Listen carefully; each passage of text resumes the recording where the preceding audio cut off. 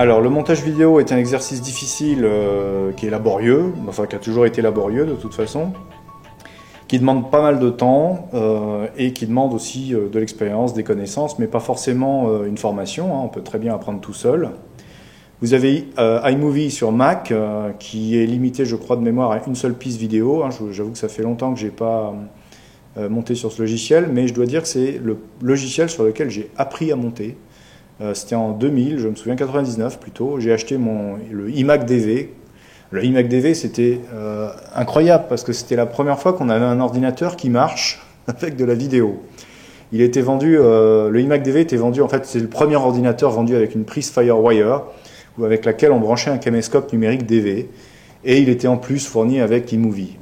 Donc moi j'adorais, j'ai tout de suite je me suis jeté dessus. Je venais d'acheter une caméra DV, j'ai acheté l'iMac DV, j'ai fait mes premiers montages avec iMovie. Je suis allé le plus loin possible avec ce soft qui était très bien pour démarrer, il plantait jamais, il était performant, efficace, en tout cas pour l'époque.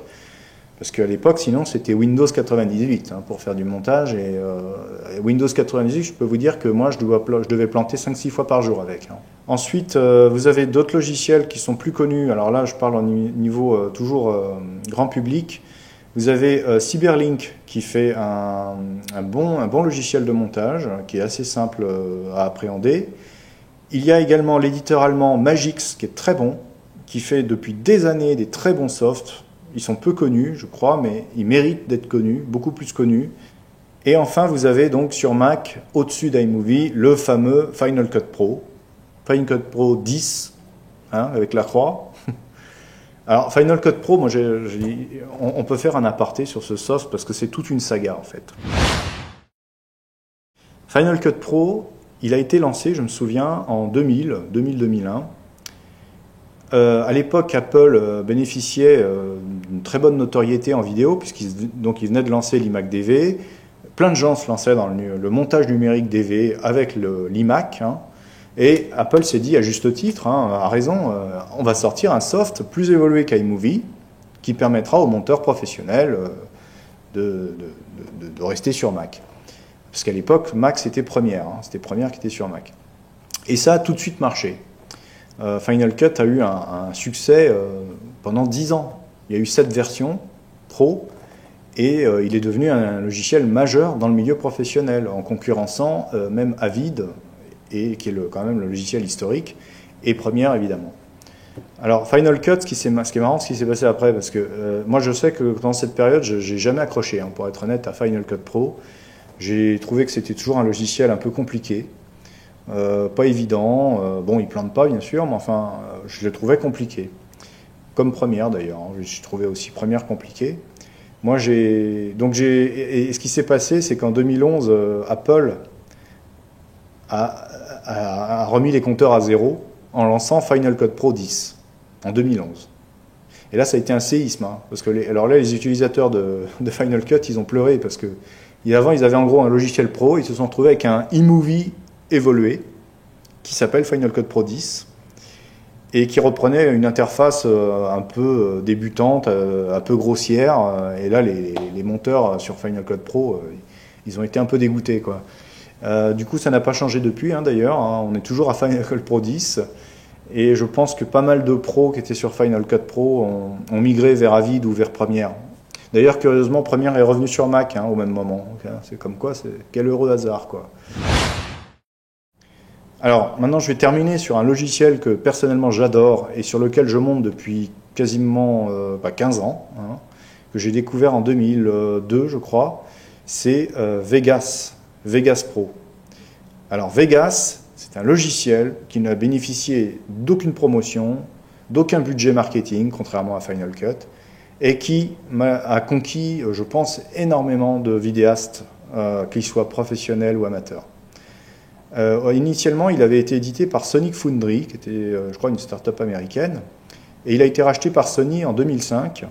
Alors, on aurait pu penser que Sony allait mettre le paquet, justement, pour promouvoir ce soft. Ben non, curieusement. D'ailleurs, j'ai souvent interrogé Sony à ce sujet. Pourquoi vous poussez pas un peu plus votre logiciel, qui est génial? Apparemment, la division Sony Software ne bénéficiait pas des moyens marketing suffisants. En gros, Sony s'en foutait un peu quoi, de son logiciel. Et donc, c'est un logiciel qui s'est créé par le bouche à oreille, qui s'est popularisé par le bouche à oreille, et à juste titre. Alors pourquoi moi je l'aime beaucoup? Parce que depuis le début, hein, c'est le logiciel phare qui permet de faire du montage sans calcul. C'est-à-dire que vous pouvez voir les effets colorimétriques, vous changez des tas de choses dans l'image, vous pouvez voir tout de suite le résultat sans calcul, en prévisualisation, bien sûr avec une image un peu moyenne, mais vous avez un gain de temps énorme. Ensuite, c'est un logiciel que moi j'ai appris à utiliser seul, et en quelques heures. Hein. C'est-à-dire il est très intuitif. On obtient par exemple des transitions en croisant deux clips, alors que dans les autres logiciels, il faut aller chercher la transition dans un sous-dossier qui est planqué ailleurs. Bon. C'est un logiciel en outre qui permet de faire des tas de choses que normalement on doit faire avec un logiciel d'effets visuels comme After Effects. Là j'ai une anecdote à citer parce que c'est intéressant. Moi j'ai fait une formation sur After Effects, qui m'a coûté assez cher d'ailleurs.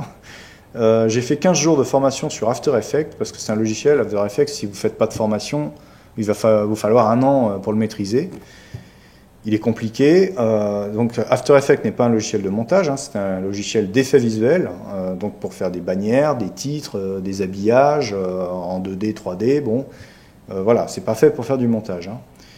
Alors, j'ai fait After Effects et je me souviens, le premier jour, la formatrice nous a appris à faire du chroma key, c'est-à-dire à utiliser des images filmées sur fond vert pour faire de l'incruste.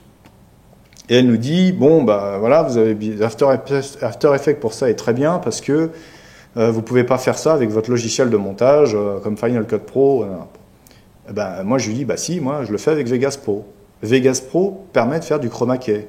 Depuis le début, vous vous filmez devant un fond vert, Vegas va le faire. Il va faire de l'incruste. Vous voyez, c'est des tas de choses. On peut faire des masques depuis le début, encore une fois, depuis des années, on fait des masques sur Vegas Pro. On fait avec des points, vous savez, on découpe dans l'image, on peut faire des tas d'effets. Et si vous voyez, vous cherchez sur YouTube des effets visuels faits uniquement avec Vegas Pro, vous allez mourir, quoi.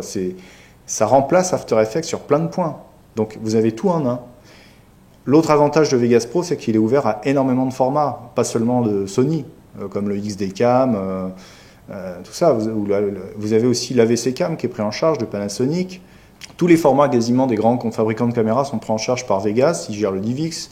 Il fait des très bons rendus de HD et 4K en MP4. Enfin, et l'interface est super ergonomique. Il y a aussi, pour ceux qui adorent les effets, les transitions et tout ça, il y a toute une bibliothèque extrêmement complète d'effets vidéo, de titres, de choses comme ça. Et moi, je trouve ça vraiment bien. Voilà, donc je terminerai là-dessus pour recommander ce soft qui d'ailleurs existe à différents niveaux de prix. Hein. Je crois que maintenant vous avez Vegas qui est disponible à partir de quasiment même pas 100 €. Vous en avez une version à 200 €. Donc c'est pas énorme hein, par rapport à tout ce qu'on peut faire avec.